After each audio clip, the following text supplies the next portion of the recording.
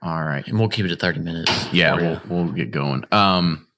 Just give me, tell me what you had for lunch today, just so I can get some audio levels here. I didn't have lunch today. Bourbon. We just drank your lunch over there? Yeah.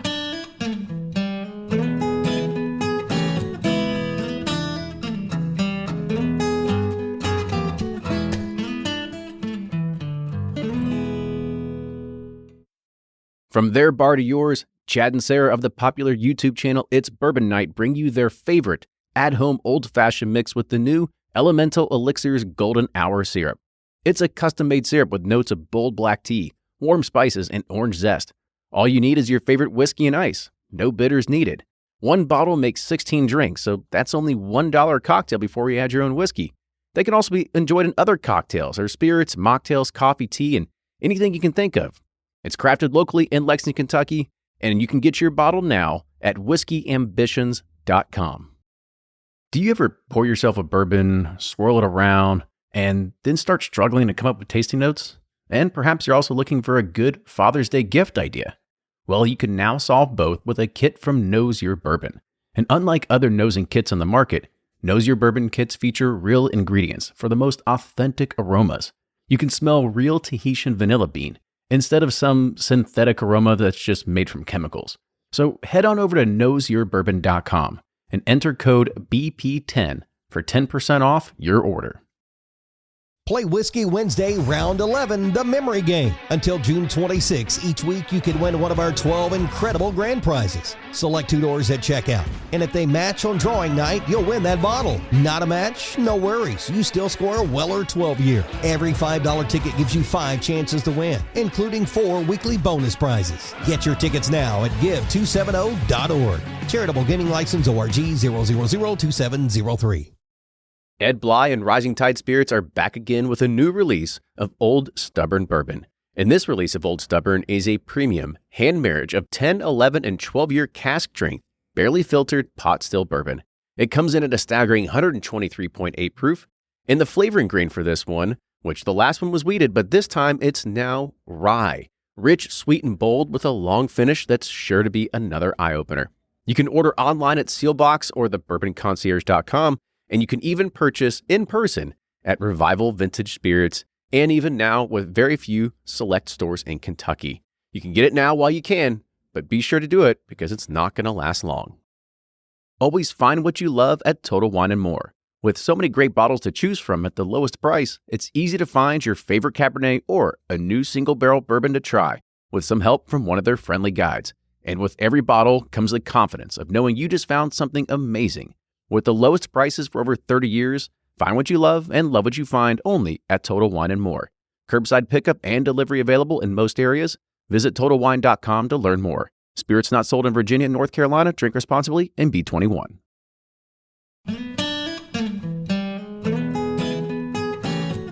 And we're back with another episode of the Bourbon Pursuit Podcast. My name is Kenny, and we are on site today at Michters Distillery in downtown Louisville. And this is actually my first time ever being here. Ryan, what about you? Yeah, it's my first time as well. We're in Lively Shavely here at Michters. Super excited to be here.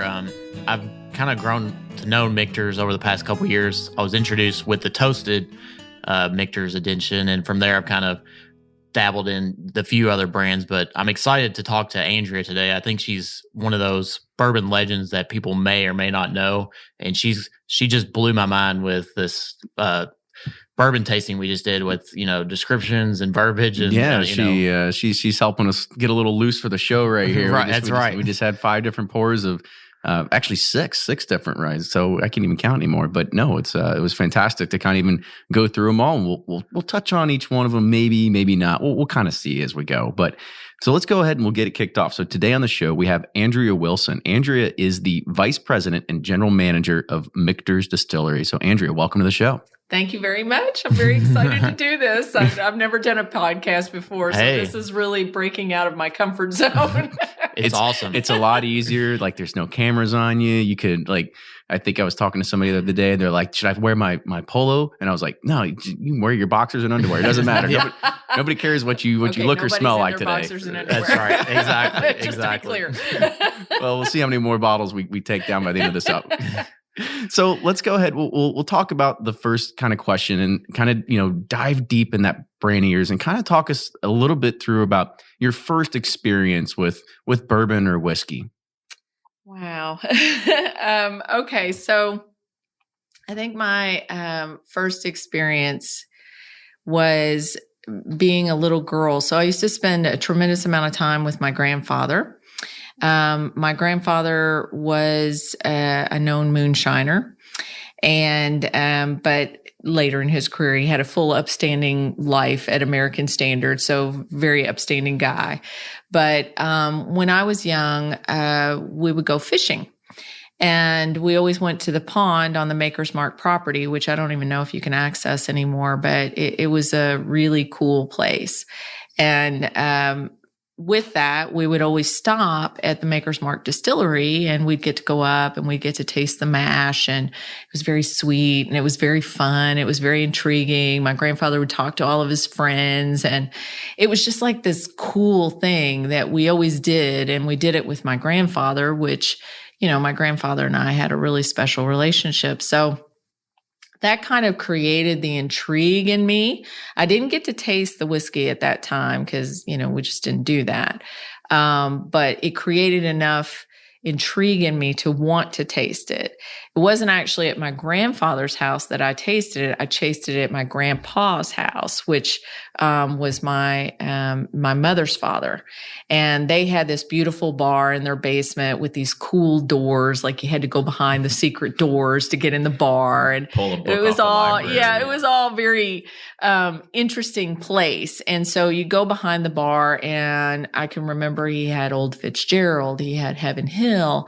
I mean, I could see the bar just like it was yesterday, and it was so intriguing to me.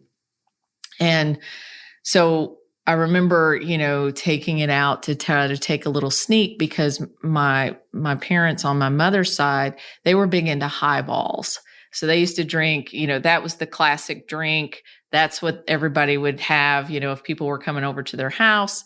And so I thought, well, I'm going to make one of these highballs because I've seen them make these things 1,000 times. So we're going to do that.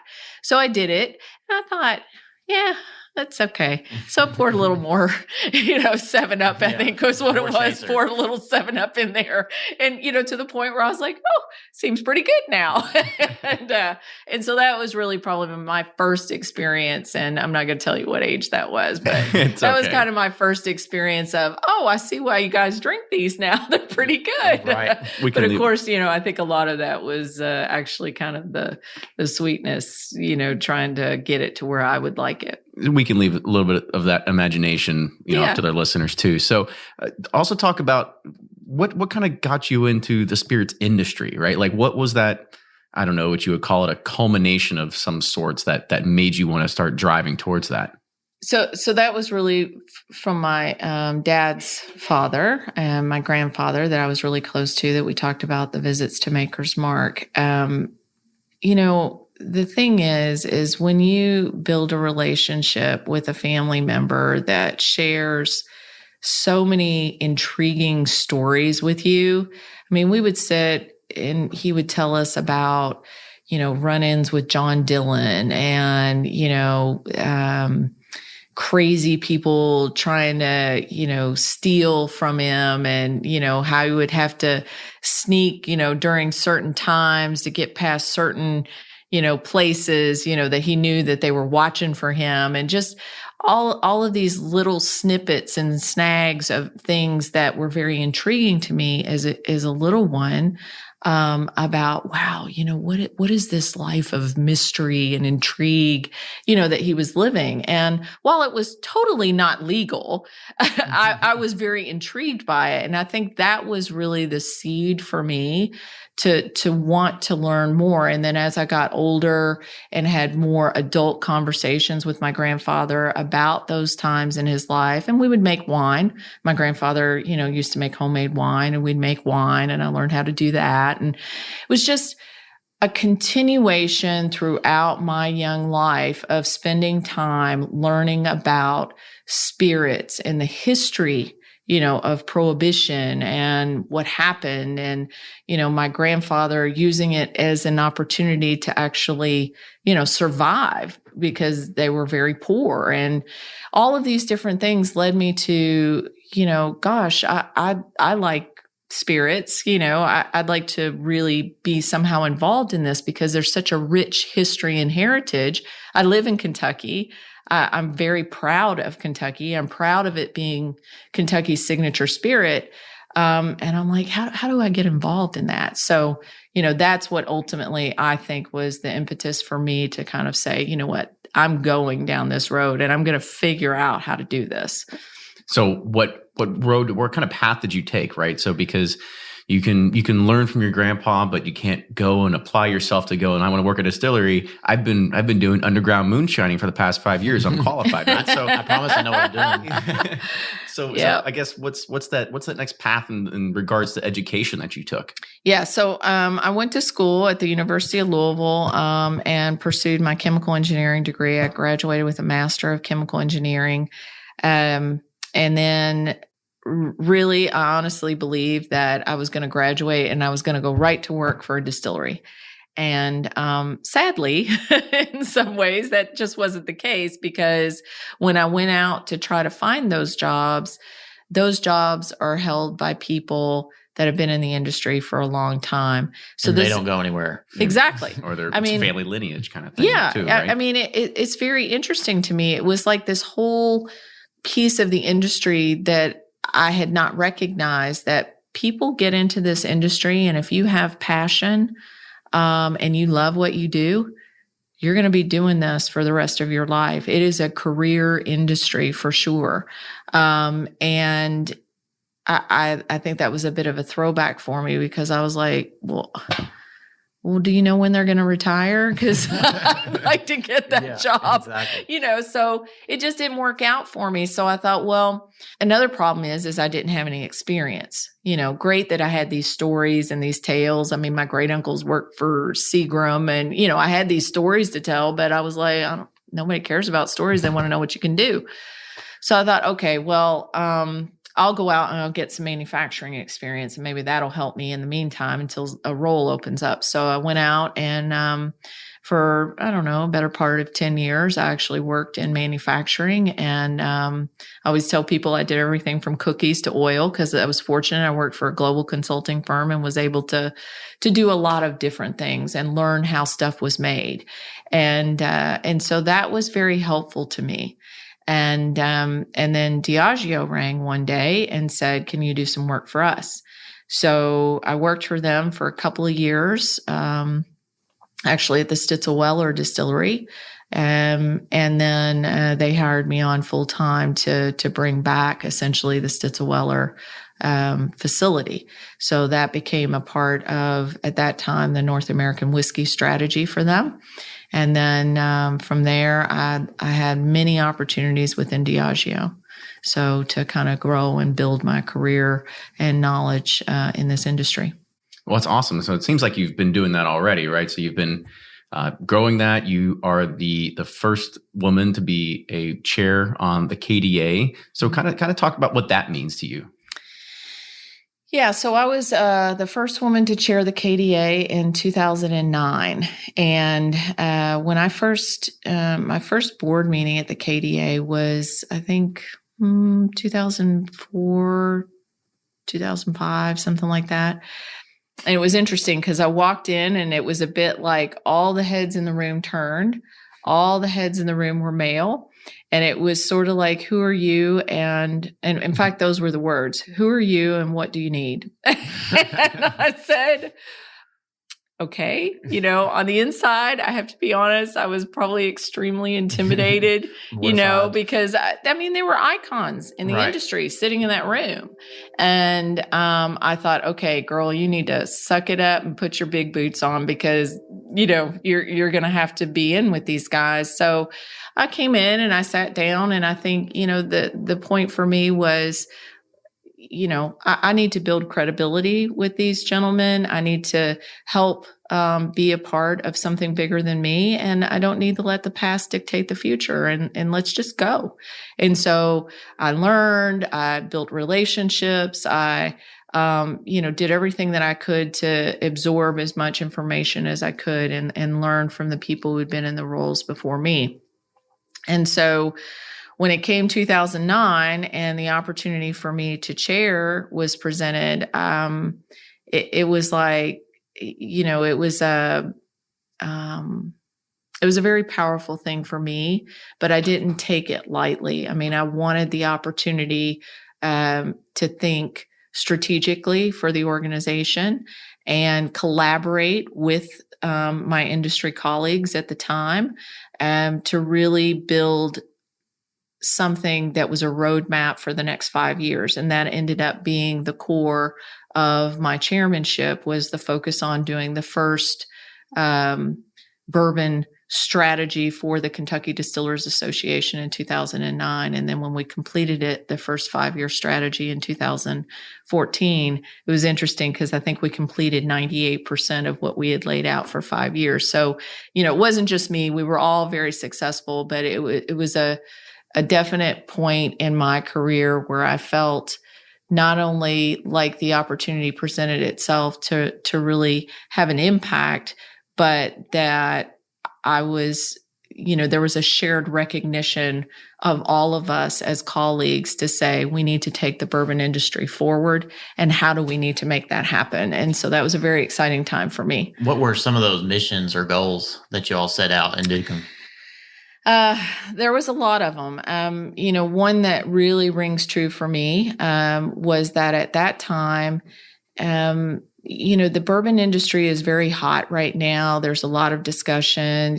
Certainly state government is very excited about it. It's a signature industry. It's been ready called to cash that. In on us. Yeah, all of this excitement. But at that time, that wasn't the case so much. There was a definite need for knowledge and education just about the industry itself. I mean, it's a $3 billion industry for the state of Kentucky. It employs, close to 16,000 people in the state. And it's a very powerful industry in terms of, delivering great quality products to people all over the world. So the touch is massive. And but I don't think that really resonated with, both just the common consumer in the state of Kentucky, our, state government. I think people who were living it, we knew it, but there just wasn't a common understanding. So that's an example of one of the big things was education, getting, a collective understanding of our state government to help us empower this greater than us kind of attitude towards bourbon such that we could grow it in a stellar way. I mean, now we're seeing 1 million visitors to the Kentucky Bourbon Trail. It's this amazing thing that's happened, but that doesn't happen without the work of a lot of people in this industry working for these individual companies out there every day, telling their story, telling their message, educating consumers. So it's it's a very collaborative effort. Hence the reason why we're having you on the show today, right? That's right. So talk about how all that led to your current role here at Michters.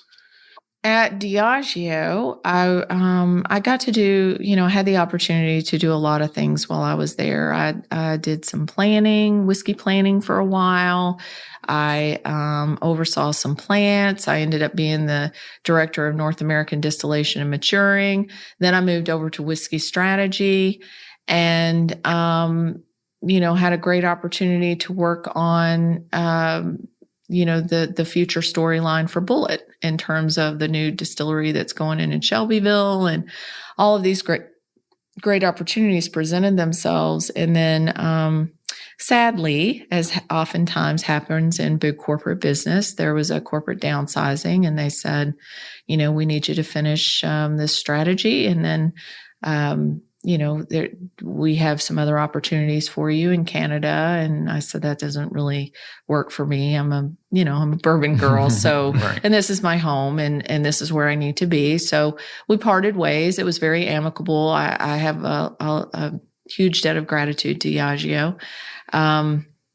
But it was an opportunity in my life to say, okay, what's next? And really for me, Joe Malioco and this family offered me a huge opportunity to just make great quality whiskey. A lot of times what you have, it's just the way it is in big corporate world. Sometimes it's make the best whiskey at the lowest cost. Really, this family is focused on just can you make the best whiskey? Mm-hmm. Show us what to do to make the best whiskey. And so there are a lot of things that we do here, such as entry at 103 proof. That's our everyday entry proof, toasting and charring barrels, custom chill filtration, where every one of our products has a custom filtration protocol associated with it. And then, heat cycling our whiskeys.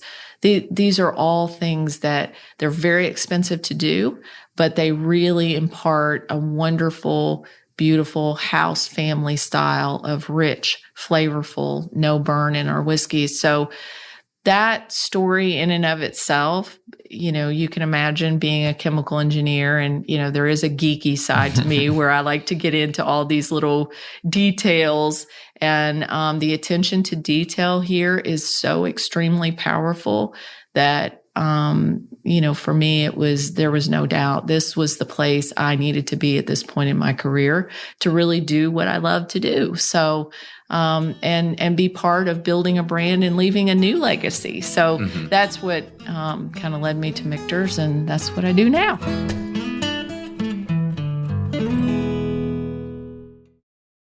If you're anything like me, then you can't get enough about bourbon. And that's why I'm a subscriber to Bourbon Plus magazine.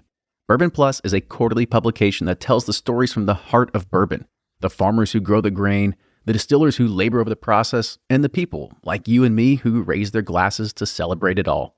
Subscribe to Bourbon Plus magazine today at bourbonplus.com, that's PLUS.com, and use code PURSUIT at checkout for $5 off your subscription. Shopify's already taken the cash register online, helping millions sell billions around the world. But did you know that Shopify can do the same thing at your retail store? Give your point-of-sale system a serious upgrade with Shopify. Shopify's point-of-sale is your command center for your retail store. From accepting payments to managing inventory, Shopify has everything you need to sell in person. And with Shopify, you get a powerhouse selling partner that effortlessly unites your in-person and online sales into one source of truth. Track every sale across your business in one place and know exactly what's in stock.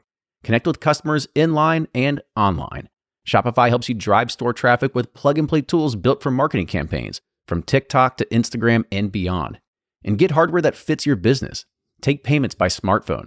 Transform your tablet into a point-of-sale system or use Shopify's point-of-sale Go mobile device for a battle-tested solution. Plus, Shopify's award-winning 24/7 help is there to support your success every step of the way. Do retail right with Shopify. Sign up for a $1 per month trial period at shopify.com/bourbon, all lowercase, and go to shopify.com/bourbon to take your retail business to the next level today. Shopify.com/bourbon.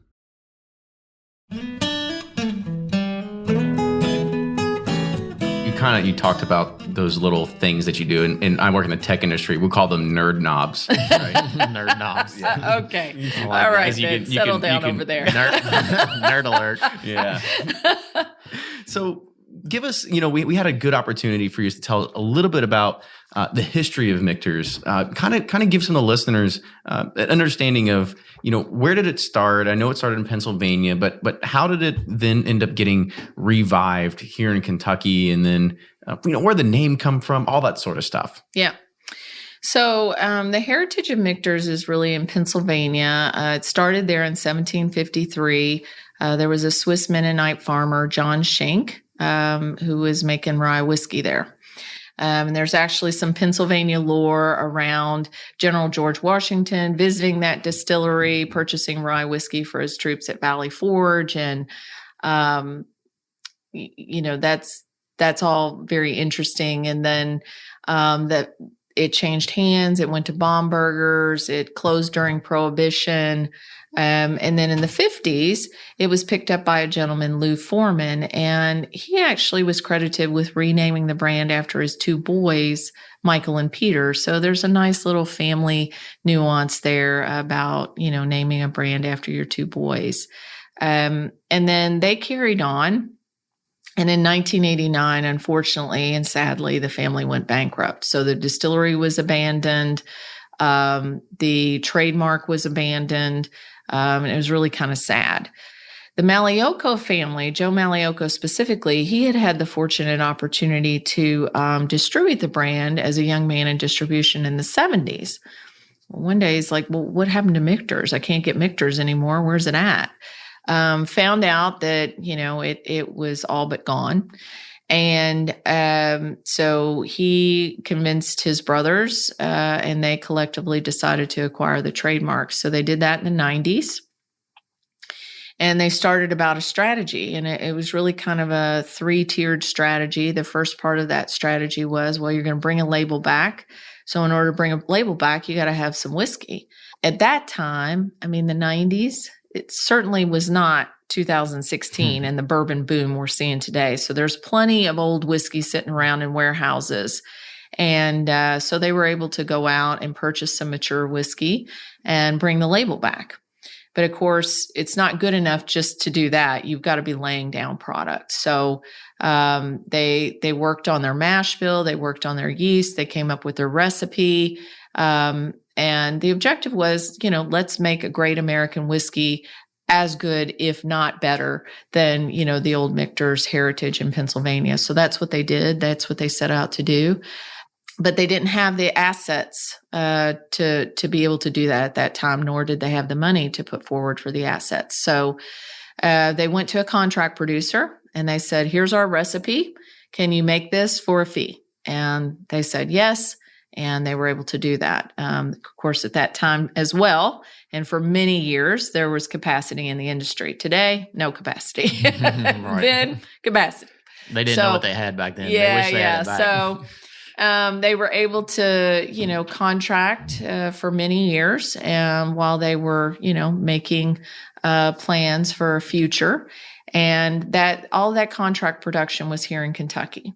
And when they had to make the decision, in the very beginning about where they were going to produce their whiskey and all of those things, it was to do it in Kentucky because there's no better place, right? This is where all the talent is. This is where the support resources are, whether you need lawyers, finance people, environmental people. Everybody here knows about whiskey. So where else would you go? So they made the decision early on to come to Kentucky and seek those relationships in Kentucky. And then ultimately, their final stage of their strategy has become complete now, where they've, built. We have a 67,000 square foot facility here in Shively, Kentucky. And it houses our processing, bottling, distilling, and one warehouse on site. We have a 32-inch column still and copper pot doubler here, which can also function as a thumper. We have over 11,000 pounds of copper in our distillery. So it's stunning. It's a burglar's dream. Yeah. So we do have an alarm system, by the way. So, but it's just this amazing place. And, I really look at it sometimes. And when you walk through it, it's really very much like it's a very state-of-the-art distillery. And I don't mean that by virtue of we have thousands of control systems here and we have one person working here pressing a button. That's not what I'm saying. We have, a small staff here. It's a lean staff. We have 16 people that do everything from make the coffee to get the product out the door at the end of the day. Wow. So it's an amazing team. And we're all touching all aspects of this operation, which I think makes it very unique. But I think they call it a small batch staff. Is what they call it. Yeah. Small batch staff. Yes. Cute, Kenny. I like it. I'm going to start using that. It's different. It's not old. It doesn't have, some of the, kind of the patina on it of being a really old facility, but it's kind of like the new generation of distilling, and its beauty and its cleanliness and the quality of what we're doing here is just an amazing thing. So there's not going to be a lot of people that are coming here to the distillery. You have something that's going to be going on in Whiskey Row coming to downtown Louisville. Can you talk about that a little bit? Yeah. So we have the old Fort Nelson building in downtown Louisville, and for some of your listeners maybe that are familiar with it, that project was supposed to be done in 2013.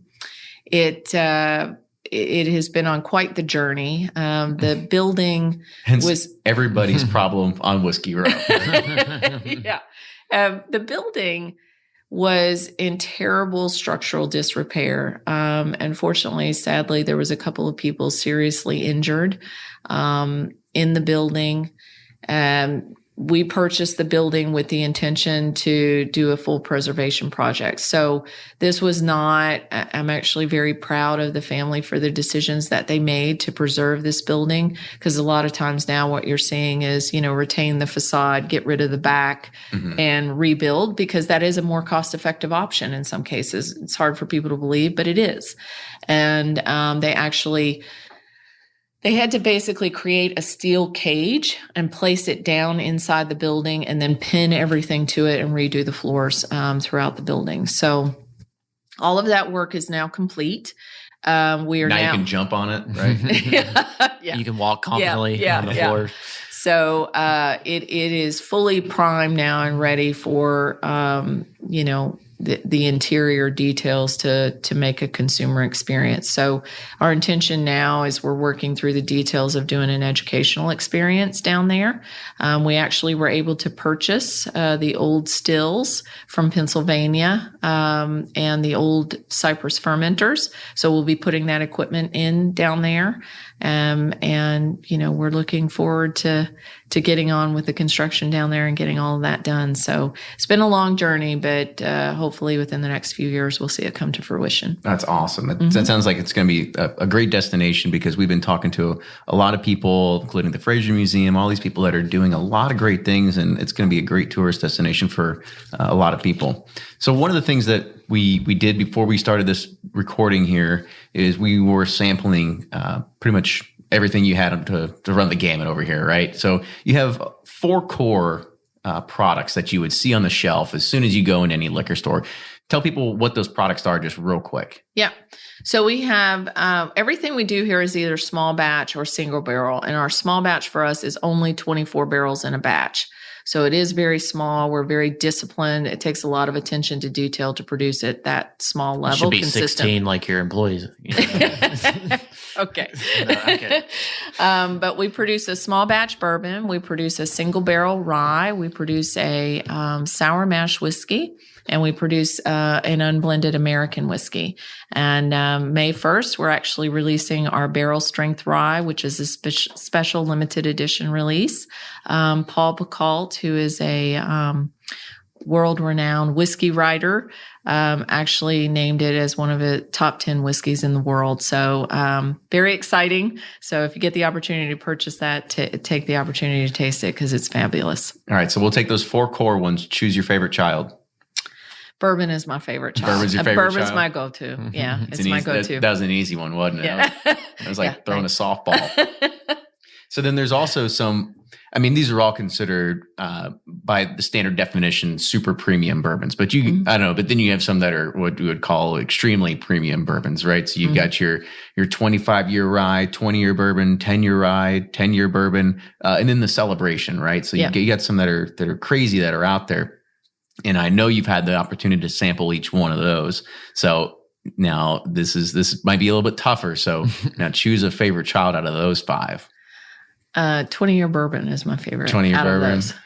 I think we could all probably agree. I had my first 20-year last year. We saw weekend, that one it was coming. amazing. Yeah, we kind of saw that one coming. The thing that I love so much about the 20-year bourbon, and I've heard tell, there's kind of the mystery guy, Willie Pratt, behind all of this, and he gets to decide when things are going to be released. But I've heard tell that it looks like we may be releasing 20-year bourbon again this year. So no guarantees, but it sounds like that's going to happen. And so I'm excited about it. Good, because I hear it's delicious. I haven't had it yet, so I'm waiting for my bottle to finally hit a shelf that I can snag. Right.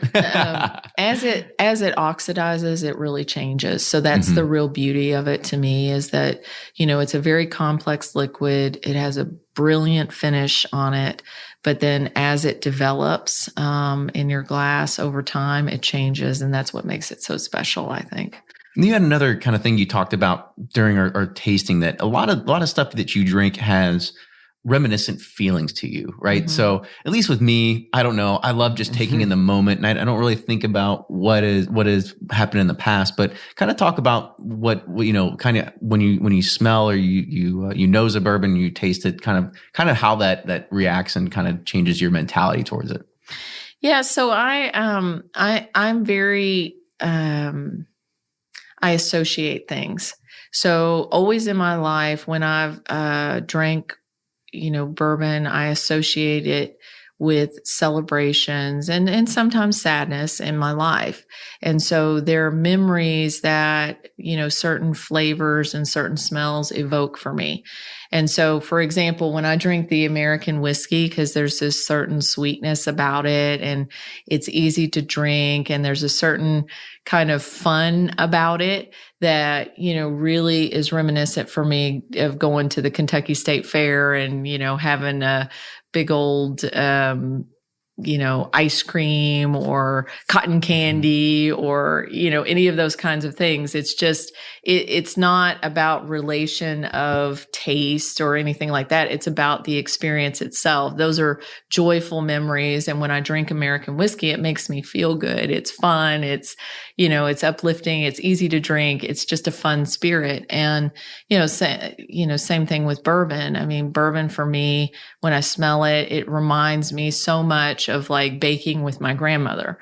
Well, certainly somebody, would say, oh yeah, that's because the buttery character or the caramelly character. And sure, it's probably those things, but it's more about just those are happy times. And when I drink bourbon, I have these happy experiences, that I relate to, that makes it's sort of a calming effect. It's a very enjoyable experience for me. So last question, what sort of legacy or impression do you think you want to leave on the industry?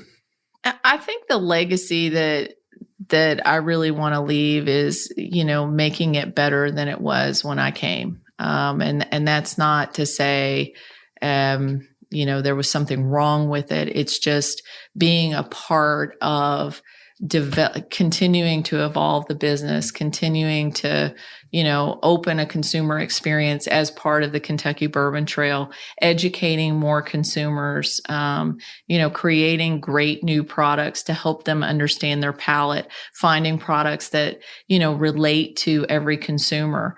That's really what I want to be involved in. And that's the legacy that I want to leave. Being a part of building the Michters brand, and educating consumers, I guess. So what's next for Michters then? What's on the horizon? Can't tell you. How come everybody says that? Well, I mean, I let a little note there about, the potential for 20 this year. I think, we've certainly had some discussions about the potential for another celebration. I think that could be very exciting, for us as a brand. I mean, celebration was something that was extremely special, especially for, like when you look at the old cognacs and the Scotch whiskeys and how they've used these beautiful blending techniques to create these really special releases that, American whiskey didn't see anything like that before. So creating the celebration project many years ago, that was something really special for Willie and Joe to do together, to take 20-year whiskeys, 30-year whiskeys, bourbons, ryes, and create this beautiful experience for a consumer at a very high level. That's something very rare. It's not found too much in the American whiskey industry, if at all. And so I look forward to that opportunity happening again, because I'd love to be a part of that. So be very exciting if we get to do it again. Well, that's awesome. So, Andrea, I just want to say thank you again for coming on the show today. Yeah. It was, like I said, we can put another checkbox off, another distillery off the list, right? Yeah, we're getting them. We're running out of people. No, there's so many people. It's such a cool industry. You know, like there's so many people that, of course, there's the master distillers, but there's people like Andrea that make this industry run. You know, and not a lot of people know. So I'm glad we get to introduce people like this to our listeners. Yes, it was very fantastic. So again, thank you for being on the show today. If you like what you hear, make sure you subscribe to us on iTunes. You can also follow us on Facebook and Instagram. And if you can, please go support the show at patreon.com. That's patreon.com/Bourbon Pursuit. Yep. And if you have any show suggestions, feedback, criticism, we'll take it. And we'll see you next time.